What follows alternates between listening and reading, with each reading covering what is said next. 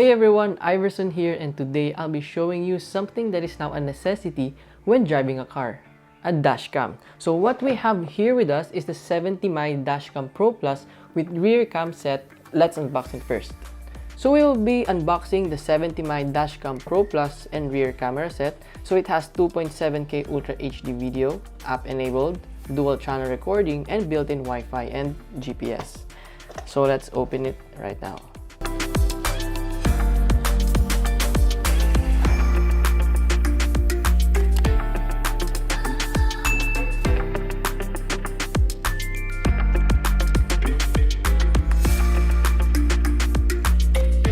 Before checking out the camera, let's talk about the 70mm brand first. So 70mm was founded in 2016. It is backed by the Chinese tech giant Xiaomi, which you already probably know about. Also, 70mm has a solid brand reputation with strong market presence in 103 countries worldwide and regions including Europe, Southeast Asia, and North America. So what are the features of the 70mm Pro Plus? First, you have two cameras. One for the front as usual, and additional one for the rear. This means that you'll be able to record footage of both the front and the rear view of your vehicle if anything unexpected happens. The front camera has a resolution of 1944p. This is 2.5 times clearer than your standard 1080p, making it easier to capture critical details on the road, including license plates and road signs, things that are important for investigating. The rear camera, on the other hand, records at 1080p. These two cameras record with a total of 270 degrees field of view, 140 for the front and 130 for the rear, giving us a wide-angle view which minimizes blind spots, which are crucial when investigating incidents related to vehicles on the road. The HD video quality also allows better viewing both at day and nighttime. This dashcam also has emergency recording and 24/7 parking surveillance.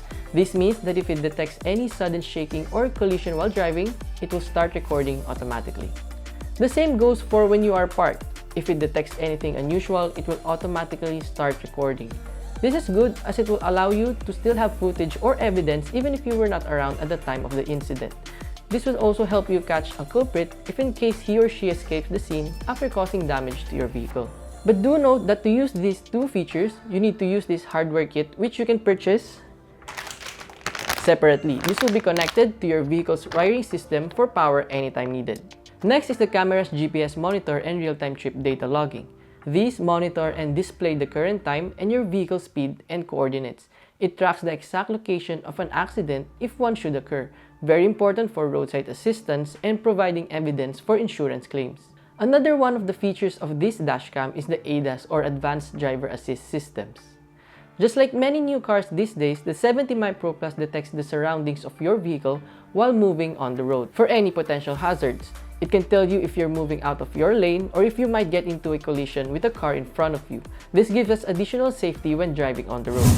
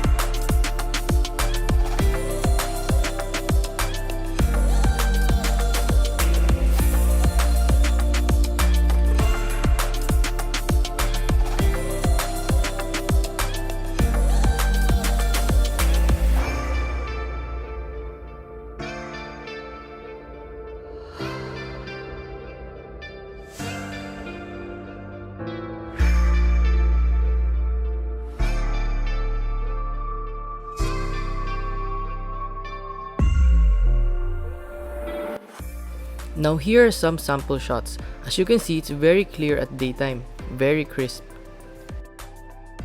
For this next shot, we can clearly see the plate number of the Toyota FJ Cruiser when zoomed in, even if it's far. Also, the Toyota Vios on the left.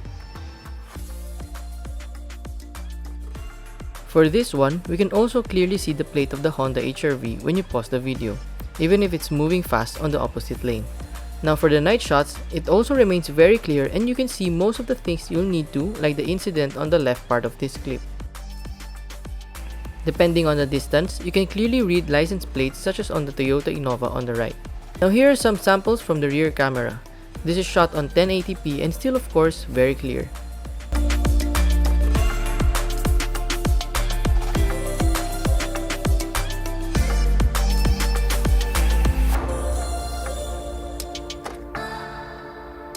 And here's a night version.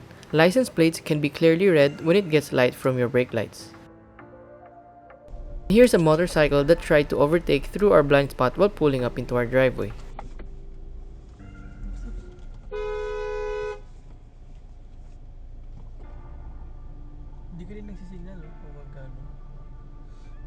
Now that we've seen how the 70mm Pro Plus output videos look, what about transferring them to another device like your phone?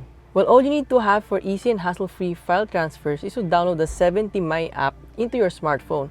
Once done, simply connect to the camera's own Wi-Fi and you'll be able to access all the footage and data taken by your dashcam.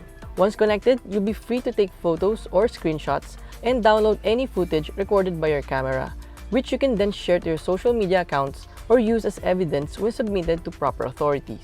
You can also manage the different settings related to the camera, such as recording duration per clip, G-sensor sensitivity, and even the time it takes for the camera to shut down once you switch off your vehicle's ignition. So that's the 70My Pro Plus dashcam. If you're interested in getting a 70My dashcam Pro Plus, just click the links in the description, which will lead you to their online shop.